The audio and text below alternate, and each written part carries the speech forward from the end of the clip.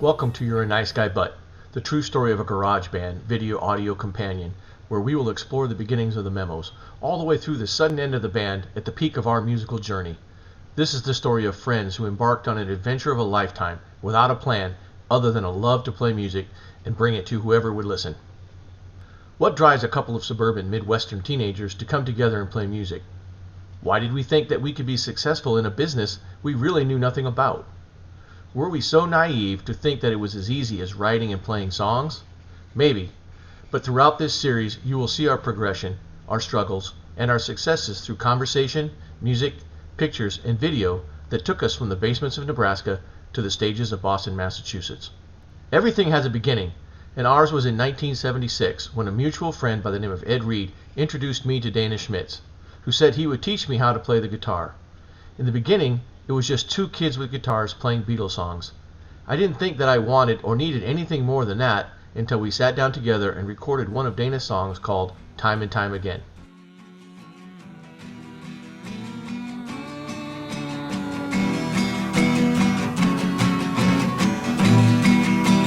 I understand that you've got to leave town.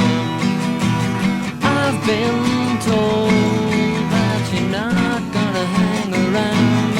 I need you.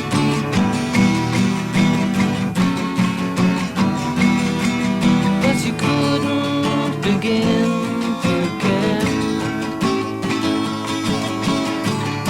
I'm not mad that you were forced to go. After that, putting a band together was the next logical step. I remember that, being in a band was kind of an important thing, and for you, why was it? I know why it was important for me when I look at it now, but for you, what was being in a band? What was the thing about that? Well, I mean, I think, the thing that I'd always envisioned is that, and it comes from the whole, Beatles history, right? Their story, where it was literally just, for them, it was four guys who, knew each other in school, or, Paul knew George from school and introduced him to John, and that sort of thing. And just the idea that four just normal people could potentially do something very, very big, But as far as why it was important, I mean, I don't think I ever thought to myself, what I'm doing is important, but I thought more so that it was just, who I was, in the same way that, playing basketball was just what Larry Bird did. I mean, you hear these stories about him being out, in his, driveway late at night, just shooting over and over and over and over when he was a kid, just hours and hours of practice, and so I always felt like it was just, and it's weird to me now that it's not what I do, who I am, in the same sense that it was when I was a teenager or in my 20s, because it was just, and I was very fortunate to find like-minded people where there was never a time where it was like, well, what do you mean after school we're not going to go to Jim's basement and play music? There wasn't a time where somebody was going to say, no, let's do something else. It just really didn't happen. Only once. Yeah, maybe once it happened, right? But I mean, and so I was very fortunate that I found, like-minded people. Very fortunate that I found people that if we said, yeah, we need a bass player, they didn't mind making the investment to buy a bass and an amp and have somebody show them where to put their fingers on the, on the neck, but it was just kind of, I don't know that I was going to do anything else, you know, Yeah. and probably if I didn't find like-minded people, you know, and I had never put a band together, I was probably just going to, you know, play in my room or whatever. And that's what I was going to end up doing, you know, Yeah. but I don't think it was, you know, important as much as I felt like that's who I was, you Yeah. know? No, that's great. I mean, for me, the way I look at it was, uh, you know, I mean, obviously my background prior to meeting you had Mhm. been in sports, Yeah, yeah, and so being in a band was like being on a sports team. yeah, yeah. You know, a collective Mhm, group of individuals working towards a mhm, common goal.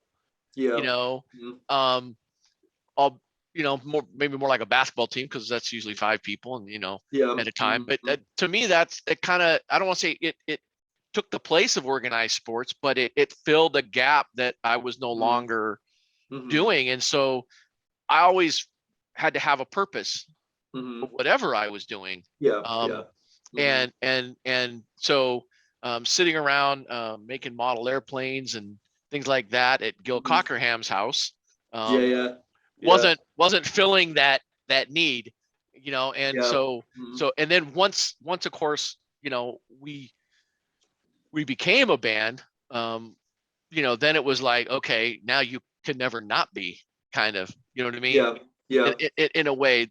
And to me, that's why it was important, because it filled a purpose. It gave me mhm, direction. We gathered up some friends, including Craig Pendergast, Kirby Hills, and Ed Reed, and created a band called Us that consisted of 4 guitars and a chord organ, and began rehearsing in Craig's basement. We had no-name guitars and 2 little amps of Dana's that were about the size of a desktop computer that were 15 and 30 watts. To us, it didn't matter. We had power, and we all plugged into those little amps at the same time. Dana wrote a song called Flying Reptiles, which was based on the large flying grasshoppers in our neighborhood that seemed to attack us from the tall grass as we walked on the sidewalks.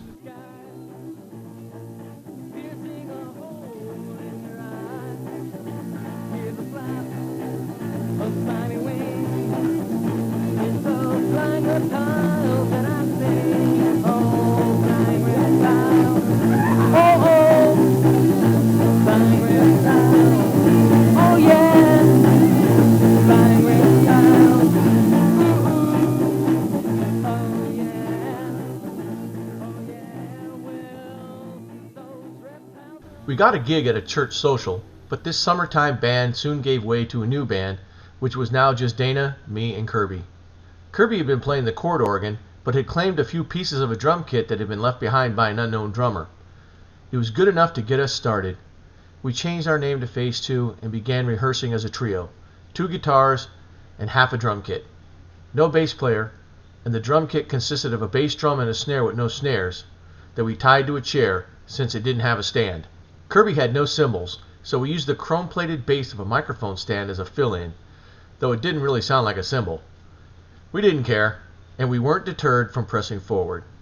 We learned a large variety of cover songs, and Dana was writing a large number of original songs as well.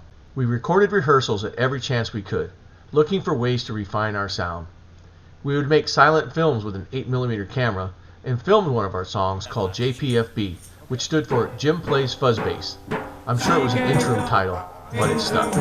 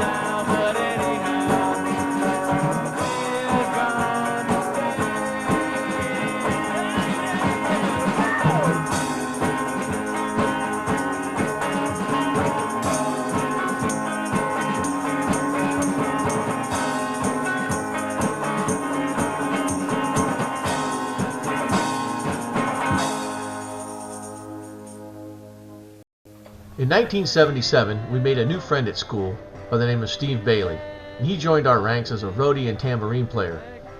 During the spring of 1977, Kirby acquired a real drum kit. It had cymbals, a snare, tom-toms, and was by far the best piece of equipment we had at that time. We were still too young to get real gigs, and quite honestly, didn't have the equipment or chops to unleash ourselves on the unsuspecting public quite yet. Songwriting, rehearsing, and home recording were filling up most of our time. Over the summer of 1977, Kirby had gone on vacation, and Dana and I would get together and rehearse in my basement. We developed a crude way to create multi-track recordings, and we used that new drum kit as we took turns laying down the beat in our homemade recording studio.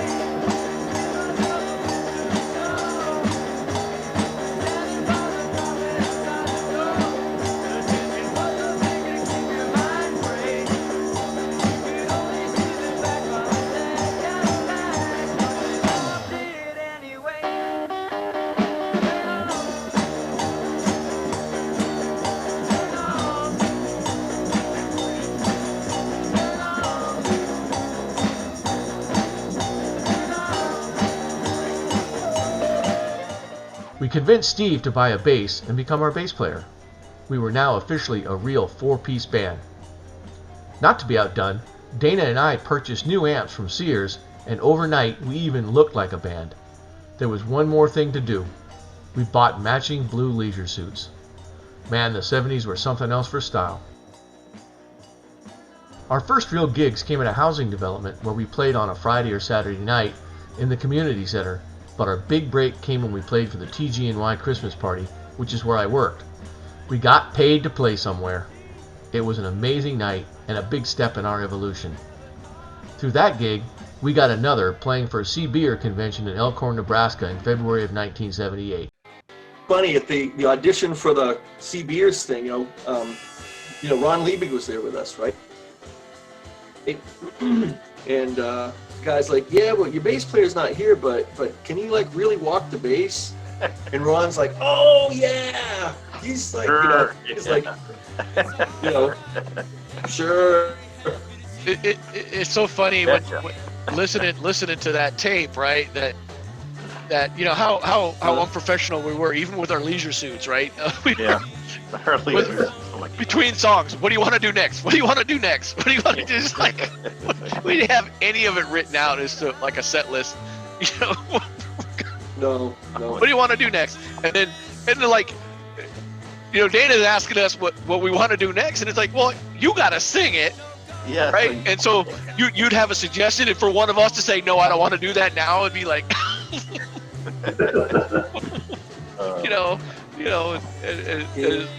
and then of course tuning our guitars constantly and all that. But and the fact that we actually got asked back, that I don't understand. I know.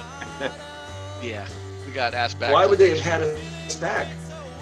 I was thinking about this. We were cheap. We were cheap. We were cheap. Yes.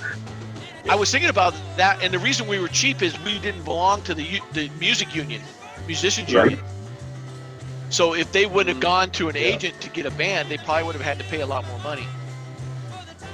Instead, they got us, and they were like, by the time they were drunk, they didn't care. Yeah. Right? We played a bunch of polkas. They didn't care. Yeah. Just sing different words every time, and it's funny on that tape. The only song that's not on the tape is "Bad Bad Leroy Brown," and that's the one song we had to know. For some reason, funny. it's not on the tape. Well, the more they drank, the better we got. So it and the better we thought we were. Yeah.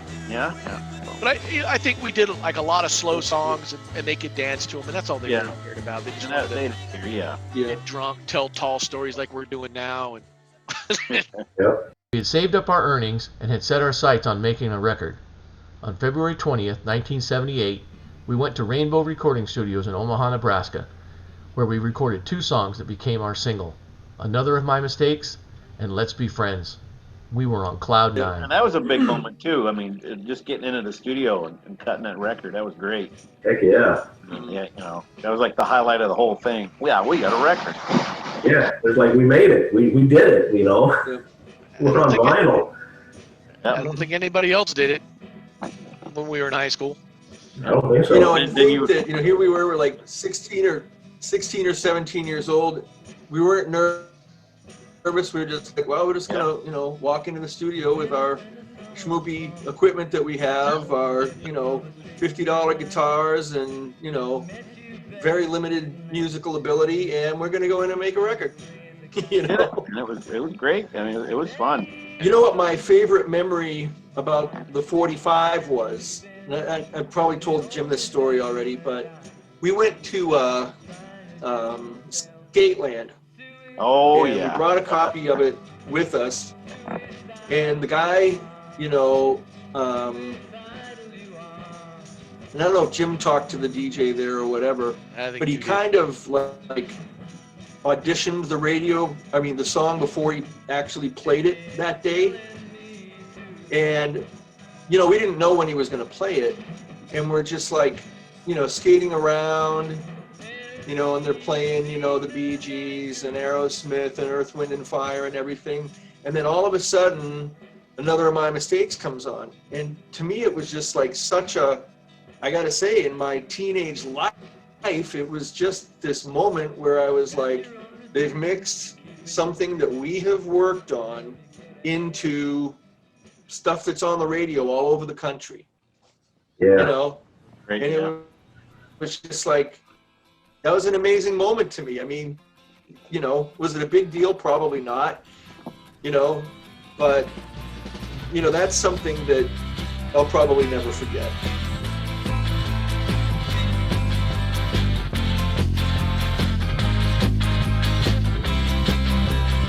I'm sorry that it had to come out this way. But our moves were all wrong, as they say. And it's too bad that we found each other's ways so strange. But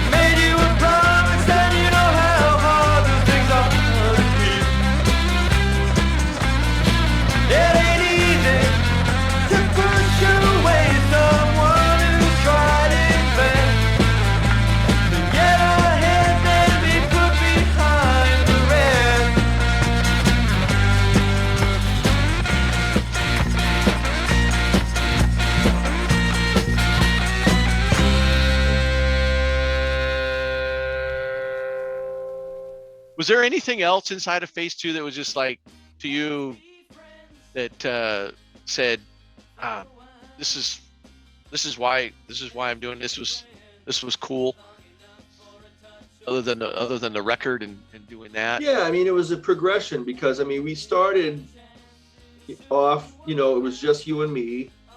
And then I don't know if we had Craig first or we had Kirby first, but, you know, it was just a progression of things, you know, and I don't think I had in my head, you know, my goal is to eventually have, you know, a couple of guitars, a bass player, a drummer, and a keyboard player or whatever. It was just the way things were happening. I mean, I don't think I was ever frustrated by what we were doing and how slow our progress was, because everything that we did was better than it was the month before, you know. You know, Skateland was a big deal. I mean, just recording at Rainbow was a great big deal. I mean, you know, that was kind of like, you know, a real pinnacle to me. It really was, you know, and whether anybody bought the 45 or not really didn't make any difference to me. You know, it was just this idea, you know, it's like that quote by Ringo where he says, you know, you'd sell your soul to get on a piece of plastic, you know. Yeah, you know, I think we can look at it now and almost say, oh yeah, it wasn't that big, but it was a big deal. Yeah. Because nobody else was doing that. Yeah, and that's the other weird thing is,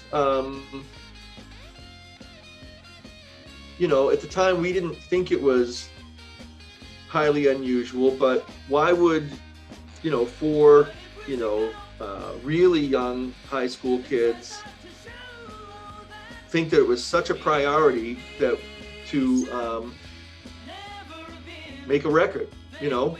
I mean, nobody else at high school was thinking, gosh, I really need to make a record this summer. You know what I mean? There wasn't anybody doing, even if there were other people who were musical, right? Yeah.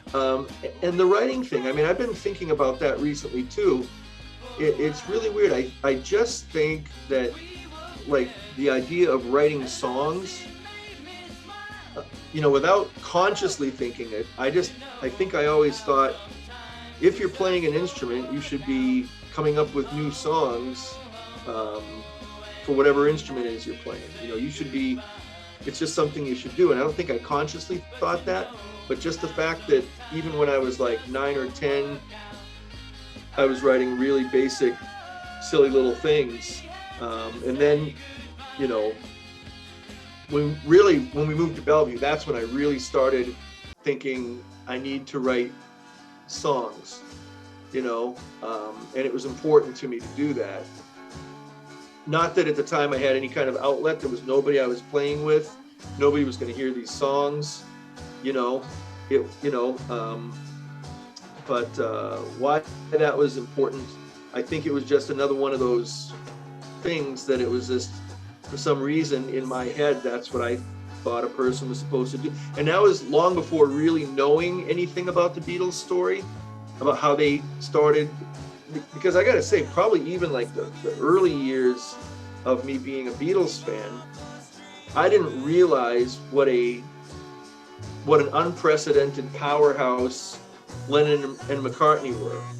You know, that they were, you know, that they had eclipsed, you know, Rodgers and Hammerstein, that they'd eclipsed Harold Arlen, that they'd eclipsed Cole Porter, just in their sheer output, and that within their career still. Like, I heard this funny recording the other day on YouTube where John Lennon was rating, it was like 1967, and you know, they played him like 5 different records, and he kind of rated them and told them what he thought about them and stuff like that. And one of them was a cover of 8 Days a Week that somebody had done, and, you know, it was coming out as a new record. And even when they just started out, I mean, within a couple of years of them having a contract, people were already covering their songs. You know, I mean, they were just powerhouse. So I guess what I'm saying is, it just kind of, I think, almost by osmosis, because, you know, that was the band that I was, you know, following. It was just, you know, I wrote because I wrote, you know, not that I had anything to write about or had any life experiences to draw on, you know. But you Yeah, had a it's like great a- imagination. Well, yeah, like I told Teresa, any like kind of boy girlish kind of songs that I wrote when I was a teenager, I never had a girlfriend, you know. I never had a relationship with a girl, you know. Having just turned 17 years old, made a record, and were preparing for our senior year in high school, things couldn't get much better. We signed up to participate in a gong show at our school.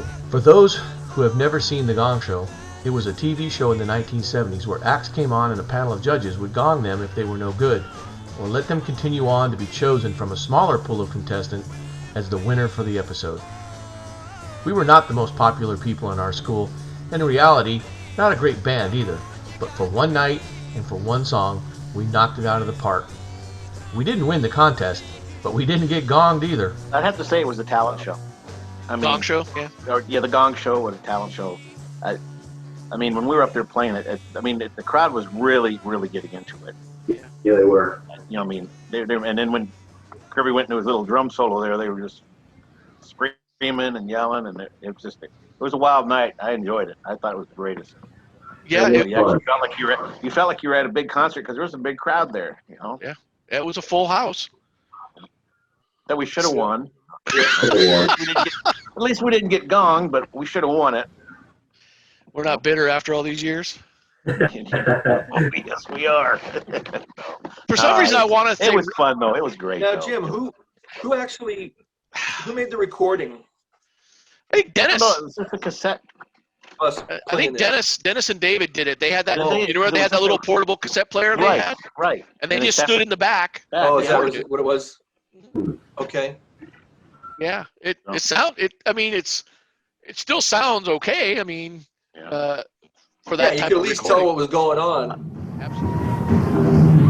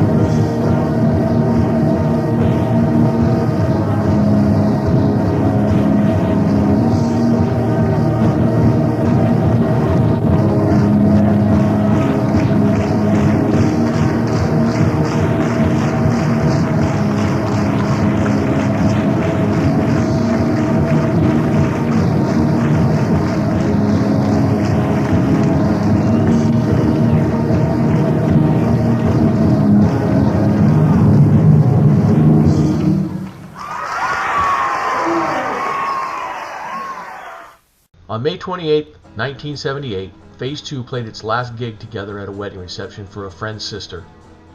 Dana and I had had a falling out with each other over something that neither of us really remembers now, but Phase 2 was effectively over. We had come a long way from the fall of 1976, and our musical future was now up in the air. You know what I think's interesting is that we actually played a wedding. Like, did somebody actually hired Phase 2 to play a wedding? Yeah. And the funny thing is, she was on like Facebook one day, and she's like, "Oh yeah, you played my sister's wedding. We're so grateful." And I'm like, "Really? In retrospect, you guys are still grateful that Phase 2 played your sister's wedding?" Wait, I gotta ask, is the couple still together? You gotta wonder. Yeah, that's right. You gotta wonder. Yeah, that might have been a deal breaker. That's right up there with. Oh, that's funny. But that's like, but that's the same with us playing that Sweetheart Dance in Elkhorn. I mean, it's like we auditioned. I mean, they came and saw us, and we auditioned without Steve. Steve wasn't there, Right? Oh, And they still hired us. and they still hired us. Yeah. Yeah, they still hired us to play. Well, that was because we lied. Well, yeah, but isn't that what the music industry is about anymore? What it was like, you know. I mean, Kirby, you've always said you enjoyed your time in Phase 2, and I mean, I think we all did. oh, yeah, it was the best times. It was great. I was, because I didn't see myself as a real popular guy. So for me, being out with the band like that and being in a band was like just magical. You know, that was what kept me going. You know. Purpose, Mhm. Yeah. in some ways, right? It's purpose and a sense of belonging, right? To things, and that's important. You hear so much about, now. It probably was always going on even then, is how kids felt isolated or feel isolated, and they don't have friends and they don't have somebody. So yeah, I would agree that none of us were on the top of the list of the social circles of going around, but Yeah. we created our own social circle, Right. and Yeah. and it wasn't just the four of us. There were other people in there that were in the same boat we were in. Rick Autry, Tom Beard, a lot of the kids in ROTC, right? Craig, right? Yeah. Guys, all the kids that were in ROTC, and then even some that weren't, right? That kind of, we had some, I think, Nat Cotadella and her sister, right? Yeah. They were people that we hung out with, right? So we had people that we hung out with that we weren't going to the popular parties with the cheerleaders and the Belvedettes and all those, but we went to parties at Natalie's house, or we went to a party in Craig's basement, or things like that. So we had that, and that helped us, I think, not be on the outside looking in, Right. because we didn't care. Kirby, I gotta say too, something that and it was just kind of like who we were or where we were at the time. But it's amazing to me that a kid that had never taken a lesson on the drums, right, would just be able to, because basically, if you remember, some kid came and auditioned for us on drums, and he just left a set of drums down in Craig Pendergast's basement. Yeah. And you started playing on them, and before you knew it, you were the drummer, but and it never occurred to us, like, we weren't going like, wow, Kirby's never had a lesson in his life, and he can keep a beat, he can play, he can work around the tom-toms, he's got great, hand, foot coordination, Yeah. you know what I mean? Yeah. And, it was just like, oh, Kirby's playing the drums. Like, of course Kirby's playing the drums. I've always liked it. I've always been that way with my hands. I guess some guys are good at football, some guys are good at baseball, some guys are good at basketball. I like beating on things.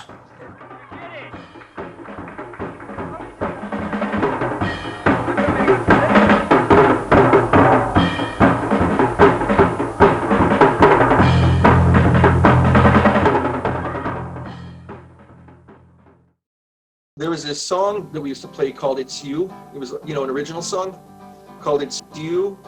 And, the whole thing was based on, a really simple bass line, da, da, da, da, da, da, da, da.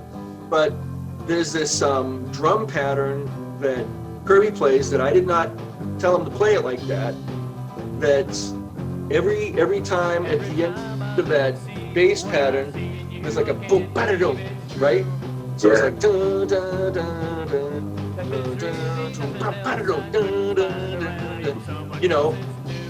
it was just like some play off the snare in the toms, and it was definitely like a creative process, you know, because everybody didn't have like a set, even at 16 years old, right? Everybody didn't have like a set thing that, you know, I was coming in and saying, this is exactly the way I want this you know, song to sound. So I think even then, I really liked the whole creative process of it, that everybody kind of got to play things and, you know, to a degree, make a song their own, especially the original stuff we were doing, you know. And I think it's different if we'd have been a bunch of 16-year-olds who were only playing stuff we'd heard on the radio, you know, because then you would play, you know, Take the Money and Run by Steve Miller Band, just like the record, you know, or try to play it just like the record, you know, because that's, you know, kind of how it would, you know, be expected to sound.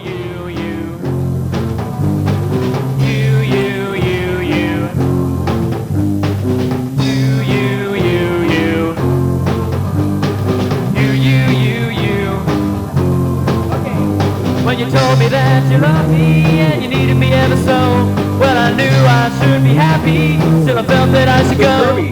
Kirby, something that I was asking Jim about the other day was, you know, Jim and I had a falling out, which was kind of the end of phase 2, right? Okay. And we'd had kind of a falling out, and the whole thing just kind of like ended overnight, and we weren't practicing anymore, we weren't hanging out anymore, and all that kind of thing. And you know, I kind of still knew Steve because, you know, Steve was still friends with Jim, and you know, different things like that. But did, you know, and you may not remember, but do you, you know, when everything just kind of unceremoniously ended, and we really never talked about it, because that was another thing Jim and I said the other day, is that, you know, we're kids, we don't talk to each other about things. You know, it's not like kids say, you know, well, you know, especially when you're like 16 or 17, don't say, you know, well, you know, we really need to talk about something, and I don't want you to feel too hurt about it, but you know what I mean? Yeah. So do you have any memory of what it was like for you when it just was like, blam, that was the end of it? Not really, because I never really knew that was the end of it. I was at a point in time when I was thinking we were going to progress and go on. We were friends for a while. We were friends, and Lord, she made me smile. Oh, but you know how sometimes things just don't work out. Oh.